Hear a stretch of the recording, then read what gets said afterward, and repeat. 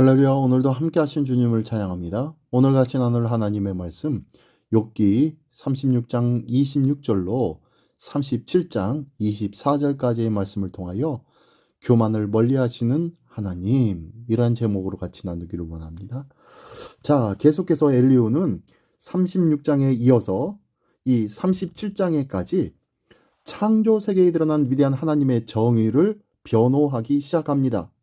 그런데요, 최종적으로 욥이 제기한 소송을 취할 것을 충고하는 내용이 그의 말 속에 있네요. 자, 그 내용을 한번 말씀 읽으면서 같이 알아보기를 원합니다. 먼저 26절로 33절까지의 말씀입니다. 하나님은 높으시니 우리가 그를 알 수 없고 그의 횟수를 헤아릴 수 없느니라.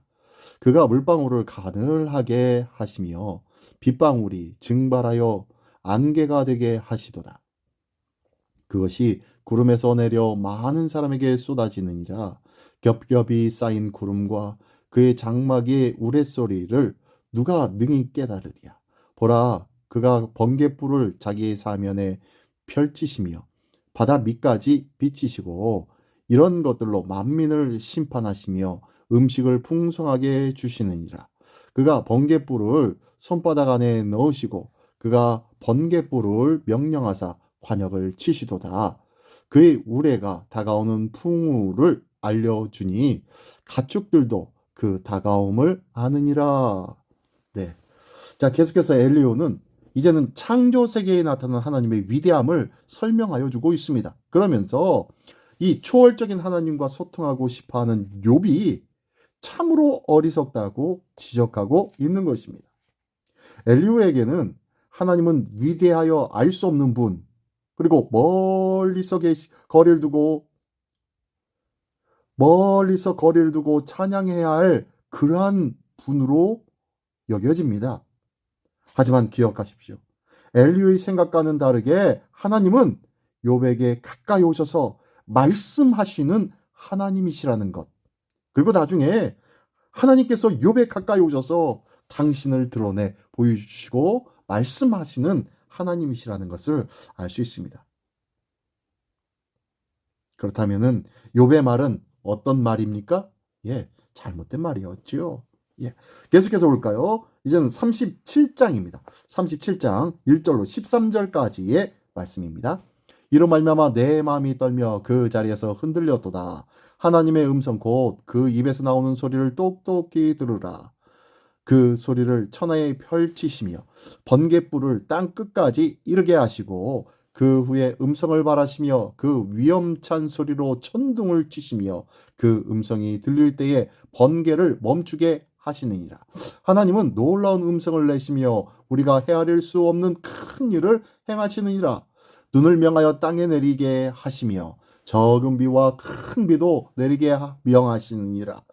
그가 모든 사람의 손에 표를 주시어 모든 사람이 그가 지으신 것을 알게 하려 하심이라.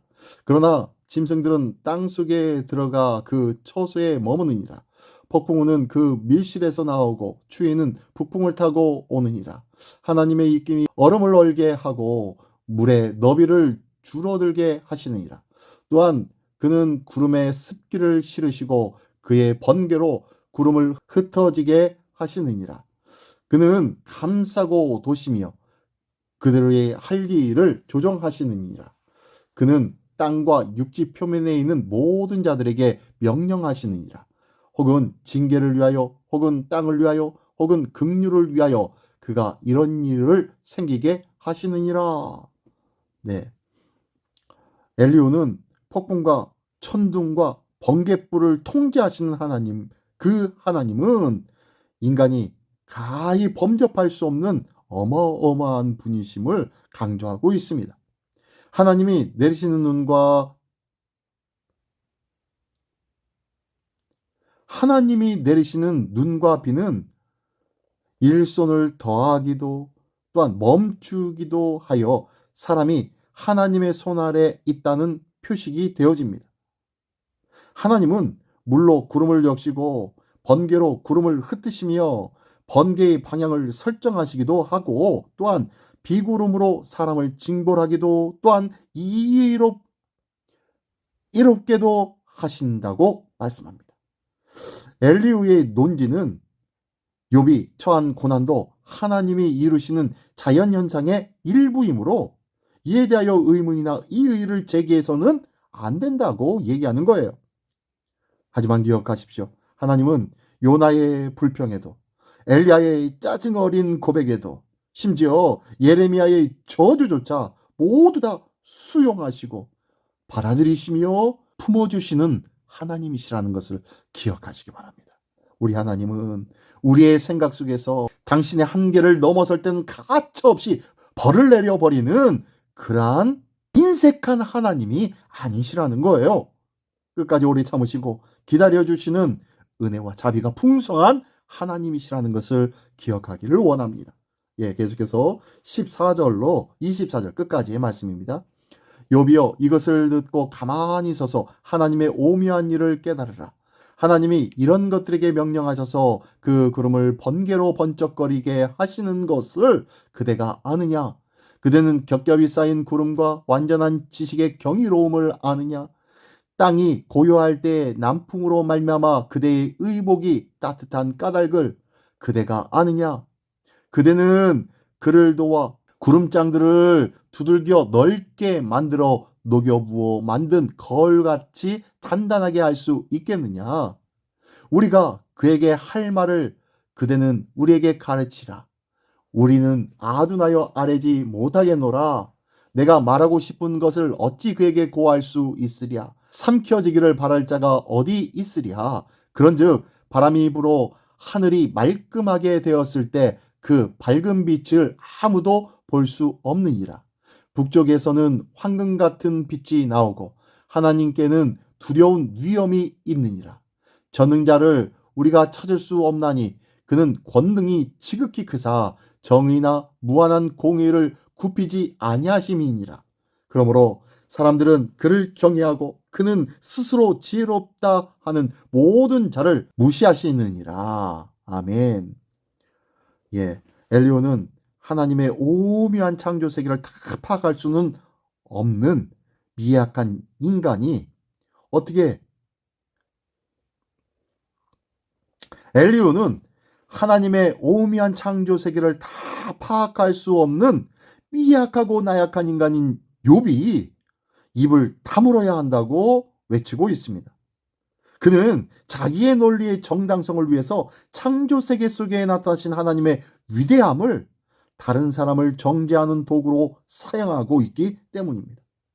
창조주 하나님을 향하여 이해할 수 없는 일에 대하여 질문하고 억울함과 고통을 호소하는 것은 잘못이 아니라 오히려 우리에게 인격을 주신 하나님과 소통할 수 있는 우리의 마땅한 권리였다는 것을 기억해야 합니다. 엘리후는 하늘의 태양도 잘 보지 못하는 인간들이 어떻게 천상의 하나님의 성에서 비치는 그 찬란한 빛을 보지 못하는 것은 당연하다고 합니다. 엘리후는 또한 이렇게 얘기합니다. 하늘의 태양도 잘 보지 못하는 인간들이 천상의 하나님의 성에서 비추는 찬란한 빛을 보지도 못하는 것은 지극히 당연하다고 이야기하고 있습니다. 측량할 수 없는 하나님의 공의에 대해서 이러쿵저러쿵 말하기보다 그분을 경외하는 게 더 낫다는 것입니다. 하지만 우리는 하나님을 경외하면서도 이해되지 않는 부분을 얼마든지 하나님께 질문을 할 수 있는 존재라는 거예요. 그리고 하나님께서는 우리를 그러한 인격적인 존재로 우리 하나님께서 함께 교제하고 관계하며 이야기를 나누기를 원하시는 하나님이시라는 것을 기억하시기 바랍니다. 우리가 나약하고 미약하기 때문에 절대로 하나님과 교제할 수가 없어 라고 생각하였던 것들이 있다면 이 모든 생각들 내려놓기를 원합니다. 우리 하나님은 우리와 함께하기를 원하며 대화하기를 원하시는 참 사랑과 긍휼의 하나님이시라는 것, 오늘 꼭 기억하면서 그 거룩하신 하나님의 사랑 기억하며 감사하며 주님과 교제하는 복된 한 날 되기를 예수님의 이름으로 축원합니다. 기도하겠습니다. 전능하신 주님 감사합니다. 이 세상 모든 것을 우리를 위해 섭리 행위하시는 하나님의 공의와 사랑을 믿고 언제나 감사하는 자 되게 하여 주시옵소서. 주님이 우리를 향한 자비와 긍휼과 인자하심이 얼마나 큰지를 다시 한번 깨닫고 감사하는 한 날 되게 하여 주시옵소서. 오늘도 이 감사로 충만한 복된 한 날 될 줄 믿사오며 사랑하신 예수 그리스도의 이름으로 기도드리옵나이다. 아멘.